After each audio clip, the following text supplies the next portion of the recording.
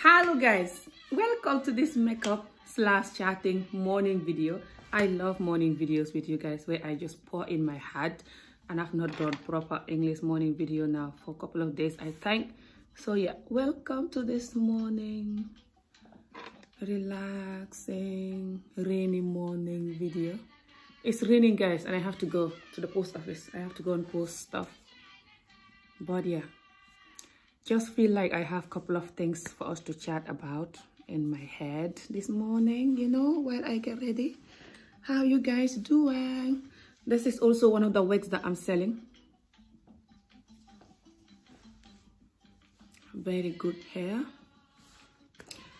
So yeah guys, you know, just want to talk about how some of us actually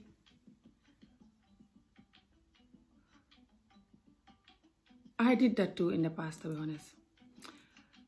I still did that. I'm still doing it, but not much left. I swear to God, guys. This healing journey is amazing and it can really work. It's just that you have to confess to yourself that you need to heal. Tell people around you that you're healing, nothing to hide. A lot of us need healing. We're just denying it. You're motivating people when you do that. Letting them know that your ego is your worst enemy and that no person is perfect and that life is all about growing into a new person, a better version of you. Anyway, guys, I want to talk about how some of us actually our happiness is gone. We give away our happiness and then we are complaining why we're not happy. Or we're just feeling inside of us why we're not happy. Most of us are made to be happy. Well, all of us, I believe. From birth, you come here happy. When you look at your mother, you're smiling. Now, I know some babies cry harder than others, but I believe all babies are innocent and happy. But us adults, we give our happiness to life. We give it to different things in life. We give away our happiness. We give it to people. Give it to things that we want. Give it to our tomorrow. Give it to our past. Give it to a man. Give it to a woman. How are you going to give away your happiness to all of these things? And then you're complaining why you're not happy. There's nothing left to make you happy. They're all gone. If you love a woman or a man, and the person you love is not making you happy, they're not just like a nice person to you. I'm not saying like they should just worship you and try to make you happy. No one can really do that. But come on, we all know what I'm talking about. If they're not doing the basic, if they're not acting like a partner to you, you talk to them and they're not listening. Come on. You know what to do. Look after yourself. Why are you allowing that? Just why are you allowing that? That's your happiness. You don't joke with it. Your peace is your happiness. When someone is belittling you and neglecting you and lying to you and manipulating you and controlling you, making you feel like you're nobody, and this is the person that's supposed to love you, of course that's going to stress you out. But why are you taking it? For the most cases, you shouldn't take it. You can get away with it. You can get away from it. But they know they're getting away with it because you don't want to get away from them. So you're giving your happiness to that. A lot of us just wake up every morning giving our happiness to things.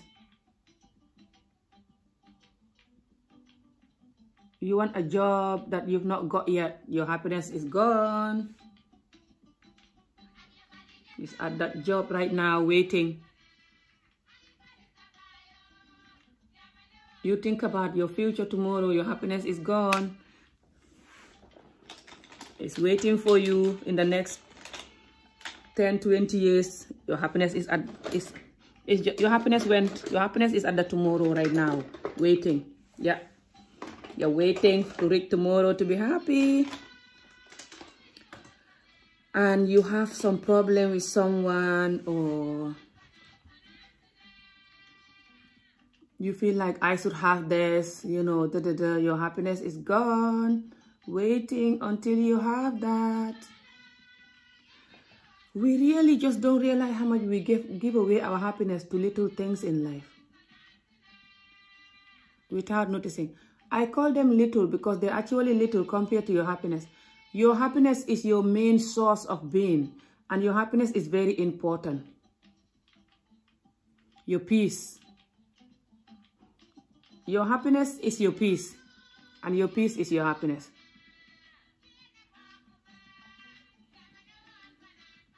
Your happiness is going to be gone until you cannot smile genuinely anymore, and you cannot make anyone happy anymore, and including yourself.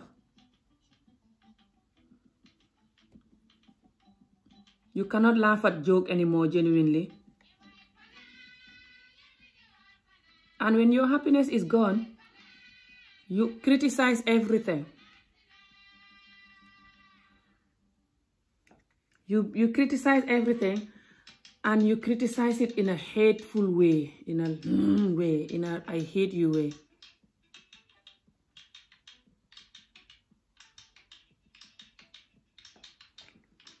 When the reality is you shouldn't be hating any of these things, because sometimes it's not even important enough for you to hate it, whatever the reason is why you're hating it, you know? It's not enough reason.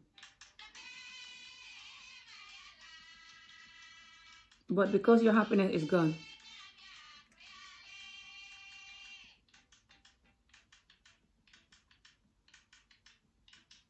some people, their happiness is gone. Some people, because they're with the wrong partner, you know?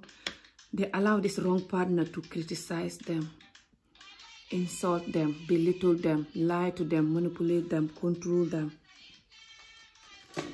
And they're just there waiting and crying, hoping this person will change or hoping something will come and save them. Nothing is going to save you. I'm sorry. Until you save yourself. God give you all you need to save yourself. The mind, the strength, the power.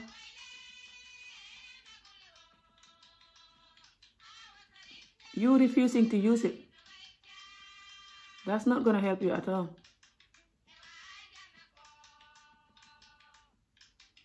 You have to use your power, your strength,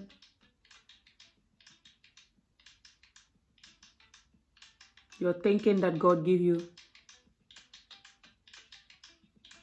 to save yourself.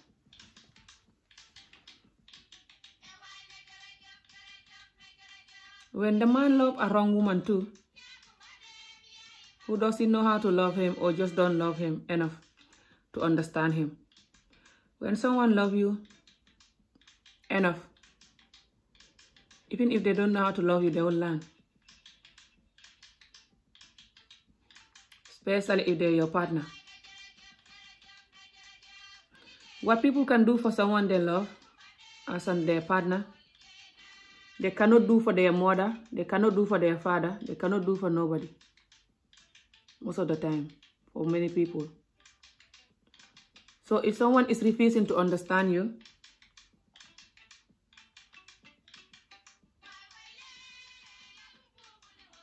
depend what they have to understand too. You also have to check yourself. See if you are a nice, honest person. If you are just someone who is deceiving, very hard to deal with. You know, you want to manipulate people. What's the English word? You just have this list of things that are not honest and they're not fair. And you want people to do them. You're like, things that are not fair enough, you know. I'm not saying that. I have my moringa powder here. Moringa powder tea. Very good for your health. Especially in the morning when your tummy is empty. So yeah, when you have someone who don't love you or don't love you enough or don't know how to love you, you give away your happiness. That's the most painful thing to deal with in the whole world. Especially if you yourself, you're genuine. You know how to love someone genuinely. You know how to be honest and give the love your 100%. If you want to have stress, just love someone who is not going to love you, or who's just, you know, not going to love you nice and fairly like you're doing. You cannot be happy. So That's just you giving away your happiness. That's the one way to give away your happiness.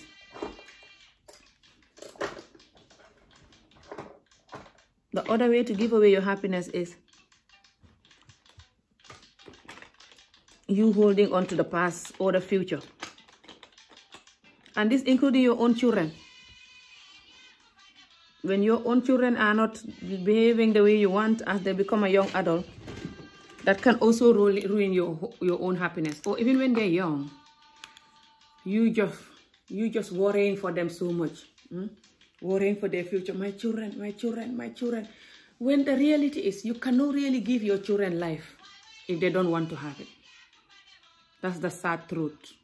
You know, a lot of children that make it in life, a lot of people that make it in life right now, they don't come from a family who give them life. They give their life themselves. A lot of children who come from a home, who their parents give them life, they're still suffering right now if they want to suffer. That's not your fault. There's nothing you can do about that. Sometimes you just have to let the universe be, you know. You just have to let life be. You cannot control life. You cannot control how things should happen, you know. You're not God. Even God is not doing that. I know he's capable of that, but he's not doing it. He's just leaving us wandering around. Even though we believe whatever happened is him, but when you're crossing the road, you're going to look at the traffic light, is it? So most of this horrible thing that is happening is actually us. And just blaming God or whatever. But we still have to believe in God, yeah. Anyway, we just have to learn that we cannot really, you know, allow, you know, like what the children are doing or what we think they will do or what they already are doing to ruin us. Because the reality is, as much as we give birth to these children and we love them, we cannot control who they are. We can only advise them and talk to them, but we cannot really control who they are. And some of the children are very stubborn, and it's going to take life to teach them lesson. That's the reality. It's going to take life to teach them lesson for them to change. Not you can change them.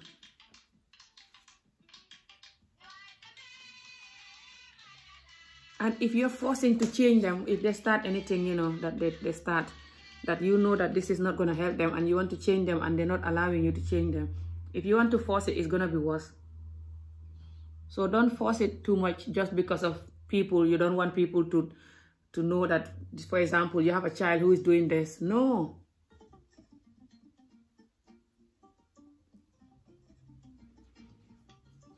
You cannot do that because people who know, for example, that you have a child who is doing this, and they use that to blame you, for example, they just need healing. That's why they're doing that. I shouldn't even do this. You know, sometimes I do makeup and I'm like, I shouldn't do it at all because my skin look better without it even. I know that.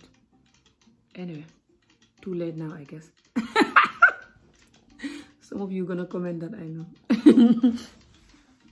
It's not that bad, but the camera making it worse, guys. But anyway, to be honest, my skin look better without it. Look at it.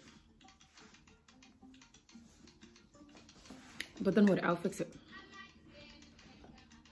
So, you just don't give away your happiness to everything, you know. I know certain things happen and we are stressed, but you cannot give away your peace of mind to everything, which is your happiness. Because without it, your immune system is going to get ruined. This is why I always talk about it. Sorry, guys. It must be one of the... I can see. I told you, see? What the... This never happened to me, guys. So what was I saying? You cannot just like give away your happiness to little things in life, you know? I call it little thing because although they seem very big, they're still not as big as you think they are. Most of the time it's gonna change. Life change, situations change. For the children, our situation as an adult change. Some children might really be really hard to deal with now, and as they grow older, they change to this amazing adult. That's the reality. So what you can do is you just pray for them.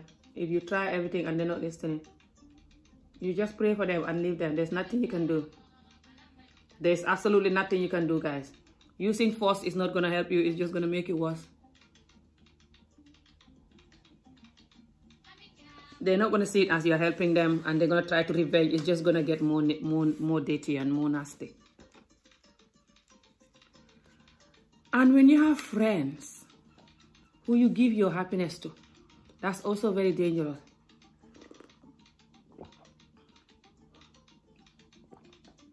Depend who this friend is. But some friends are very hard to know them. So I advise you to keep your peace of mind. Even when you have a friend, they can be your friend, but have a limit. Don't give them all your peace of mind, like all your happiness, like it has to be from them, you know? Like you cannot do without them, because that's very dangerous. Because once you do that, if they're up to anything bad, it's easy for them to drag you in. Because they know that you're going to say yes, because you cannot do without them. And even if they don't know that, you yourself, you know that. You yourself, you're like, oh, I don't want to lose them. So I have to just not even try to say no, because then they will think that whatever that is not good. They will think that they're doing something bad and that I am the good one and that they will not friend with me anymore. So then let me just agree to whatever they're offering me, or let me just agree to whatever they're doing. No. You have to protect yourself and know that when you go and do something that you're not supposed to do because a friend is doing it, you are going to pay the consequences. Okay? And sometimes they even get away with it. You don't know that. And you are the one that's suffering from it. Because people are different. People have different life experience. And just people are going to experience life differently. You know? Some people might do something and get away with it for years. And you start doing it and you're done. Or in the future, they can get away with it and you will not get away with it. So why are you copying them? When they introduce you to anything that is not good, tell them no. You know yourself that this is not right. Tell them no. But a lot of people are on drug now or doing the wrong thing because of friend introducing them. Friend. A friend. A friend is just a friend. You know? They can change anytime they want. They can betray you anytime they want. Especially when you have friends that always gossip about other people in front of you. You think you are special. That's why they're not going to gossip about you. What a joke. They do gossip about you. You are not special at all. And one day when you have problem with them, that's when you will know. One day when you have problem with them, you know every relationship is going to have misunderstanding. Every relationship, especially when it's a friendship relationship. Any day you have problem with them, that's when you know that you're not special. They will gossip about you. Even now that you don't have problem with them, they're gossiping about you. You just don't know about it. You just never had it yet. Because what happened with people who just sit down and gossip all the time and cannot talk about nothing? Don't get me wrong. People are just human. Sometimes people talk about other people, you know, depend what is it they're talking about and how they're talking about it. If someone just do something publicly that is wrong, of course people are going to talk about it. Come on. If you don't like it, why are you doing it publicly? You put it on people's face, just like me posting this video now and saying that I don't want no one to talk about my video. I post it to the whole world to watch. But if someone is just doing something, you know, like you're just talking about your friend and stuff, or just talking about other people, something that is private, and you're just talking about it deeply and like, you know, to put them down, like you're really passionate about it, to put them down. That means something is wrong, you know. And especially if you are doing it to people that you know, who you chat with and laugh with and joke with them. Woo! Something in my eye again. People you joke with and laugh with, you know, and then you're doing this to them. You know, and then when they call you or when they talk to you, you're laughing and joking like nothing is happening. That's scary. So if you have a friend who is doing that, you should be very careful. Because anytime you have problem with them, or even now you think they're not doing it, they're doing it to you. Why do you think you're better than the other friend who they're doing it to? Most likely you're not better than the other friend to them.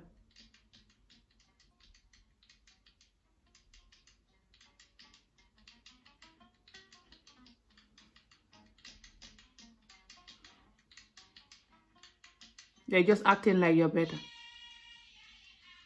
because you're there. But when you're not there, only God knows what happened.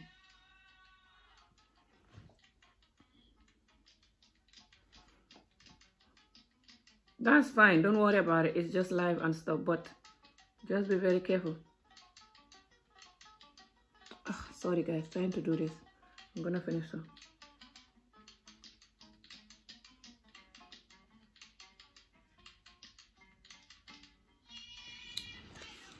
I know. If I have men that watching me, they will be like, by now, like, what the hell, Amy? You shouldn't do this on camera. Sorry. So, what was I saying?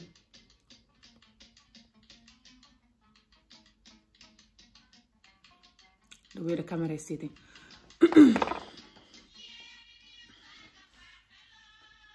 So, yeah. So, when you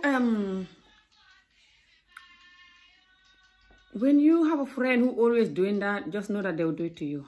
Just know that your time is not yet, or you've not found out yet, but they even might already be doing it, you know. So be very careful, you know. But also, when you give away your happiness to life, you give away your happiness to your past, you give away your happiness to your future. You give away your happiness to your partner.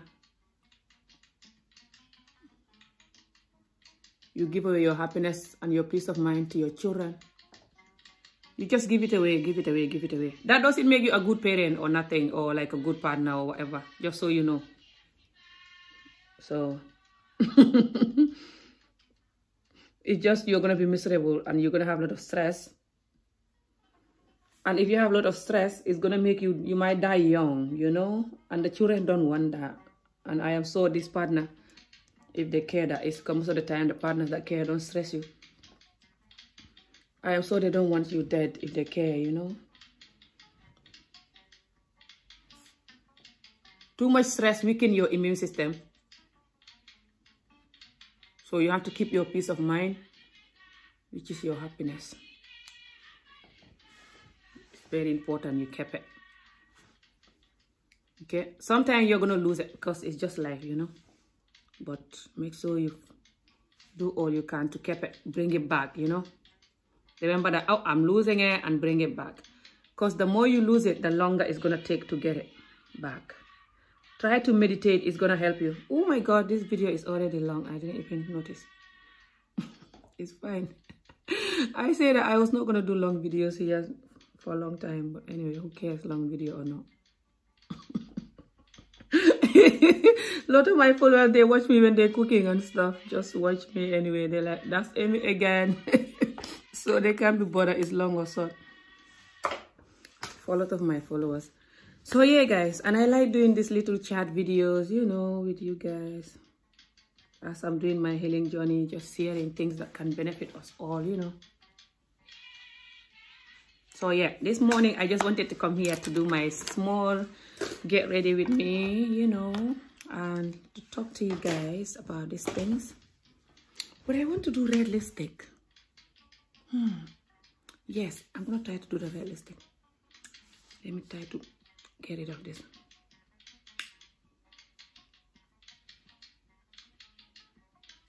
Come on, go.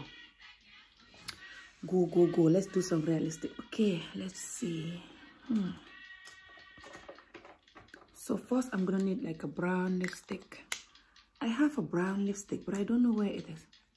I'll use this. Well, this is brown, but it's not brown.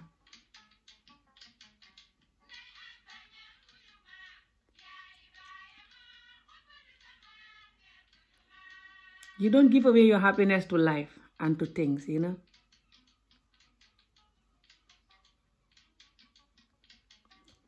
When you come from poor family and you want to have money, you give away your life to the money. You're like, I'm going to wait till I have money and I'll be happy. No. Most likely you will not have the money, or you will not have it the right way because you're too stressed, so you're going to do the wrong thing. Your mind cannot focus and think of the right way of having the money. And then you're going to do the wrong thing, and most likely you're going to end up in prison or kill yourself. Subhanallah. Yes, it's scary to think, is it? It can happen there. You have to protect yourself now. Life is no joke. You don't know that? The devil is always there to make everything that is unsafe safe until you know that it's unsafe. When it's too late. Hope not. And in order to avoid that, you have to protect yourself. Yes. We're all human and we all have the power to protect ourselves. We just don't use it. I think I'm ready now.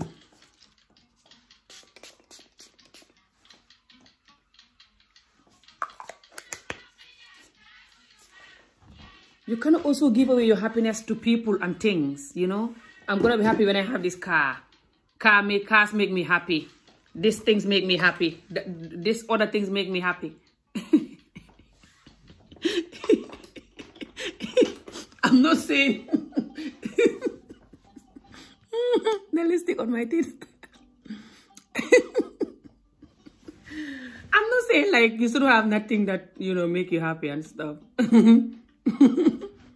I have stuff that make me happy. I can't think of them anyway. Not right now. Too laid back for that right now. I mean, just too laid back to have one particular thing that make me happy. Everything make me happy. I'm crazy. but I cannot list, the things that make me happy. They're too much. I'm too laid back. But if you're one of those people that are too sensitive and you're like, you have special things that make you happy and the rest of the things are just a nightmare to you, then just know that you need healing and stuff, you know, to calm down a bit, you know.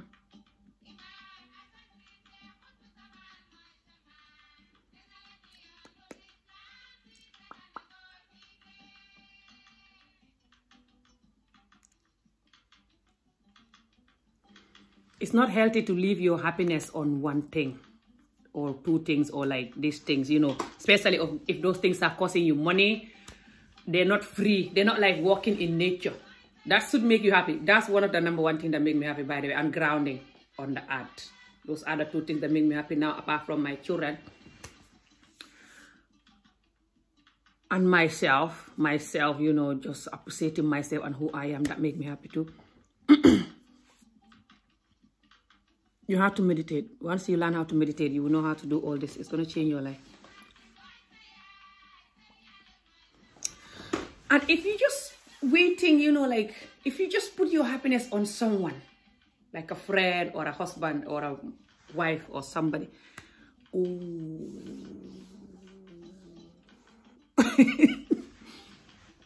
Too risky and everything. I wouldn't do that. But I don't know.